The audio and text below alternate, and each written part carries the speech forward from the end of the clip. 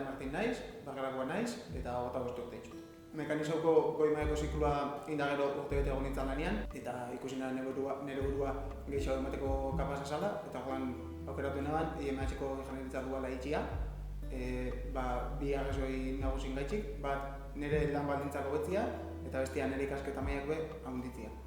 Gainera, IMH-ko ikaste eredua asko gustatzegat, teorian aldetik beste ingenieritza batzuen aldean maila pareko baten irtetzen gaz, eta praktika aldetik 4 urteko laneko esperientziak irtetzen gaz, eta hori azkenean enpresendako eta gure buruantzako onoragarria. Ni orain artean ibili naiz urte tardexan lanean Irauni enpresan, eta bertan CNC programatzaile eta produkzioan prozesuan hobekuntza ibili naiz itzen, baina hirugarren eta laugarren urtean begira bulego tekniko o produkzio bulogora behalduko lan teknikoa gaitxera.